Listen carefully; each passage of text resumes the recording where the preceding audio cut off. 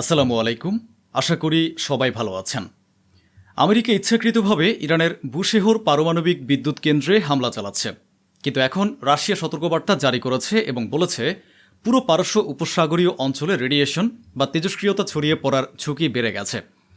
যেভাবে ইরানের পারমাণবিক বিদ্যুৎ কেন্দ্র ও অন্যান্য পারমাণবিক স্থাপনায় হামলা চালানো হচ্ছে, তাতে পরিস্থিতি খারাপের দিকে যাচ্ছে। আমার বিশ্বাস আমেরিকা এভাবেই ইরানের উপর পরমাণু হামলা চালাবে, অর্থাৎ তারা সরাসরি পরমাণু বোমা ছুড়বে না, বরং ইরানের ভেতরে থাকা পারমাণবিক স্থাপনাগুলোতেই এমন হামলা করবে। যেহেতু রাশিয়া আজ বলেই দিয়েছে যে রেডিয়েশন ছড়িয়ে পড়তে পারে, তাই পরিস্থিতি এখন হাতের বাইরে চলে গেছে। এর মধ্যে রাশিয়ার 3টি বিশেষ বিমান, যা কেবল ভিআইপিরা ব্যবহার করেন, সাধারণ মানুষের জন্য নয়, সেই বিমানগুলো তেহরানে অবতরণ করেছে। এখন রাশিয়ার কোন ভিআইপি বা কোন ভিআইপি টিম ইরানে পৌঁছেছে তা আমাদের জানা নেই। এমনটা নয় যে ইরান হেরে গেছে বা কোনো অংশে পিছিয়ে আছে, মোটেও না।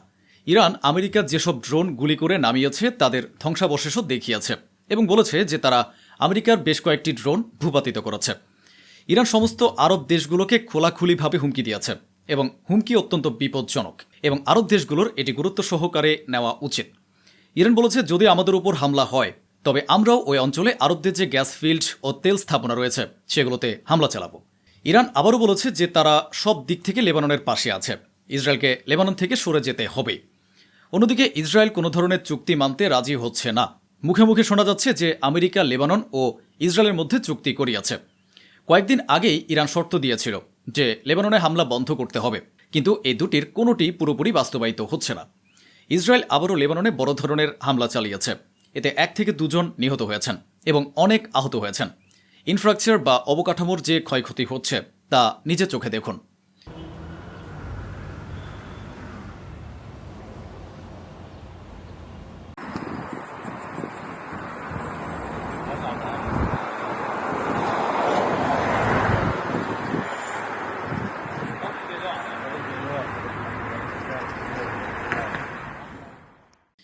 ইসরায়েল কি কোথাও থামছে? আমাকে একটু বুঝিয়ে বলুন তো। পরাজয়ের তীব্র হতাশা তো ইসরায়েলের মধ্যে আছে। ইসরায়েল গাজায় আবারও বড় ধরনের হামলা চালিয়েছে। দেখুন,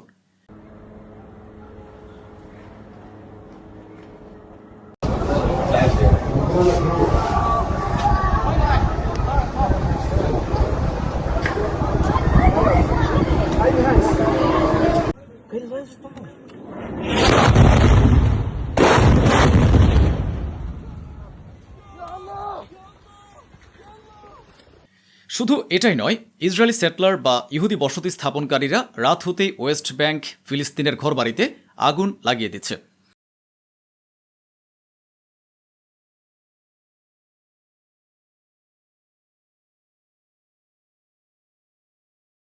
দু সালের 27 অক্টোবর ইসরায়েলের ভেতরে নির্বাচন হতে যাচ্ছে, যেখানে নেতানিয়াহুর হেরে যাওয়ার সম্ভাবনা রয়েছে। ইসরায়েলের সাবেক প্রধানমন্ত্রী তো এও বলে দিয়েছেন যে নেতানিয়াহুর যদি মনে হয় যে সে হেরে যাচ্ছে তবে সে তেহরানের উপর হামলা করবে, অর্থাৎ ইরানের উপর হামলা চালিয়ে পুরো অঞ্চলে উত্তেজনা বাড়িয়ে দেবে। সে গাজা এবং ফিলিস্তিনের অন্যান্য এলাকাতেও হামলা করবে। সিরিয়া ও লেবাননেও বড় ধরনের হামলা চালাবে যাতে যুদ্ধ বেঁধে যায়। আর একবার যুদ্ধ লেগে গেলে কিসের নির্বাচন? জর্ডান, বাহরাইন এবং কুয়েতের উপর ইরান আবারও হামলা চালিয়েছে। আমরা যেমনটা শুরু থেকে বলছিলাম যে যুদ্ধ শুরু হতে যাচ্ছে, এবং গত 5 দিন ধরে আপনারা দেখেছেন যে যুদ্ধ শুরু হয়ে গেছে। আমেরিকা ইরানের উপর হামলা চালিয়েছে, তাই ইরানও কোনো সুযোগ ছাড়ছে না এবং থামছেও না। আমেরিকা যেমন হামলা করছে, ইরানও ঠিক তেমনই পাল্টা জবাব দিচ্ছে। আপনাদের বাহরাইনের ছবি দেখাচ্ছি। আল্লাহু আকবার! বাহরাইনের ভেতরে আমেরিকার যে ঘাঁটি রয়েছে সেখান থেকে ধোঁয়া বেরোচ্ছে। হ্যাঁ, ইরান বাহরাইনের মার্কিন ঘাঁটি ধ্বংস করেছে, যার এক্সক্লুসিভ ছবি আপনারা দেখছেন।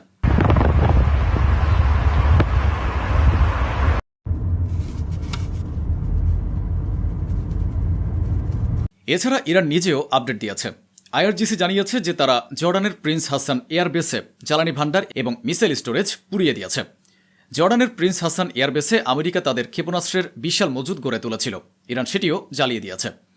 অন্যদিকে কুয়েতের ভেতরে পেট্রিয়ট এয়ার ডিফেন্স সিস্টেম এবং ফুয়েল ডিপো উড়িয়ে দিয়েছে। কুয়েতে আমেরিকার যে ফুয়েল ডিপো রয়েছে তা উড়িয়ে দেওয়া হয়েছে। ইরান তাদের এয়ার ডিফেন্স সিস্টেম বা আকাশ প্রতিরক্ষা ব্যবস্থাতেও আঘাত হেনেছে। যেসব আরব দেশ লাফালাফি করছিল এবং যাদের মাটিকে ইরানের উপর হামলা করার জন্য ব্যবহার করা হয়েছে, বাহরাইন, কুয়েত এবং জর্ডান, এই 3 দেশের উপরে ইরান একসাথে ক্ষেপণাস্ত্র বর্ষণ করেছে। দেখুন। علي وياكم. يا منصور أمت.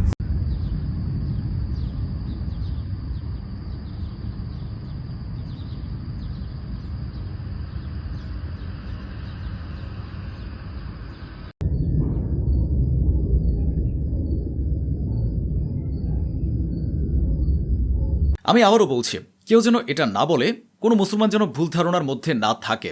যদিও আলহামদুলিল্লাহ আজকে মুসলমানরা বেশ বুদ্ধিমান এবং সচেতন, তবুও কেউ যেন এখন এটা না বলে যে ইরান আরবদের উপর হামলা করে দিয়েছে। আমি প্রমাণ দিচ্ছি, ইরান এমনি এমনি হামলা করছে না। ইরান কি অন্য কোনো আরব দেশের উপর হামলা করছে? যারা নিজেদের মাটিকে ইরানের বিরুদ্ধে ব্যবহার করতে দিচ্ছে না, তাদের সাথে তো ইরান কিছুই করছে না। এই দেখুন, কুয়েতের মাটি থেকে গভীর রাতে যে হামলাটি হয়েছিল, মাঝরাতে, মনোযোগ দিয়ে দেখুন, মাঝরাতে কুয়েতের ভূখণ্ড থেকে আমেরিকা ইরানের উপর মিসাইল লঞ্চ করেছে। এই ভিডিওটি প্রমাণ করে যে কুয়েতের মাটিকে ইরানের বিরুদ্ধে ব্যবহার করা হচ্ছে।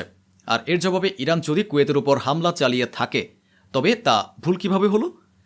এবার আপনারাই ভাবুন, আমি তো প্রমাণ দেখিয়ে দিলাম যে কুয়েত থেকে ইরানের উপর মিসাইল লঞ্চ করা হচ্ছে, তাই ইরানও পাল্টা আঘাত হিসেবে কুয়েতের ঠিক সেই জায়গায় হামলা চালাচ্ছে। এবার বলুন ভাই সাহেব, ইরান কিভাবে ভুল করছে? ইরানের অবস্থা দেখুন, পুরো রাত জুড়ে ইরানের উপর বড় ধরনের হামলা হয়েছে। ইরানের কিছু বিশেষ বিশেষ জায়গায়, যেমন আহবাজ ইন্টারন্যাশনাল এয়ারপোর্টেও হামলা হয়েছে। অর্থাৎ আমেরিকার হামলা এতটাই বেড়ে গেছে যে তারা এখন ভেতরে ঢুকে পড়েছে।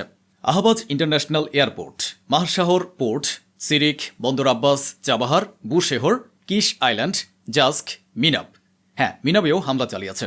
নাম তো নিশ্চয়ই শুনেছেন। এই মিনাবি তো স্কুলে হামলা চালিয়ে ছোট ছোট মেয়েদের হত্যা করা হয়েছিল, 170 থেকে 180 জন মেয়েকে। মিনাবের উপর যখন হামলা হয়ে গেল, তার মানে ইরানের উপর আমেরিকার হামলা এখন অনেক বেড়ে গেছে। আমেরিকা ইরানের উপর বড় ধরনের হামলা চালাচ্ছে, যেমনটা তারা 41 দিনের যুদ্ধের শুরুতে করার চেষ্টা করছিল এবং করেছিল।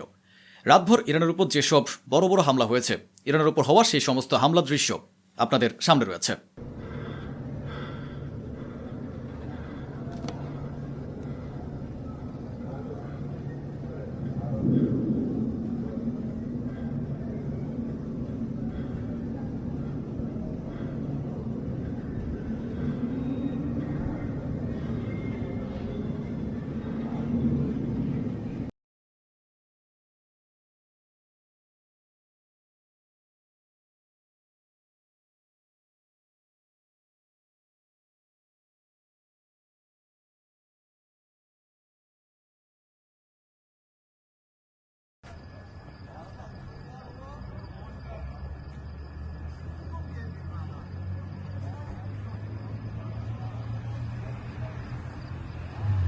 আল্লাহু আকবার।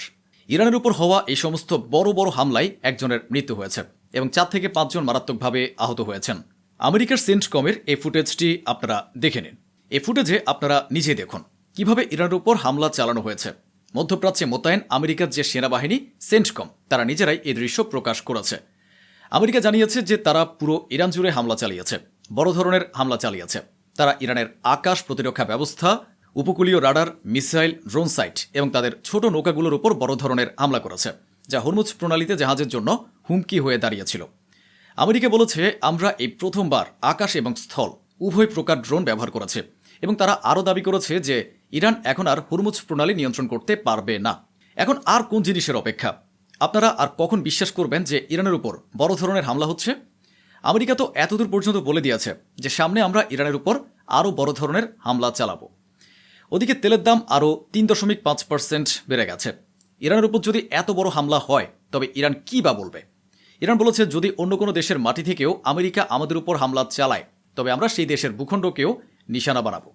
একই সাথে ইরান একটি গোপন তথ্য ফাঁস করেছে। তারা বলেছে, ওমানের উপর আমেরিকা অনবরত চাপ সৃষ্টি করছে, যার কারণে ওমানের সাথেও আমাদের কোনো চুক্তি হতে পারছে না।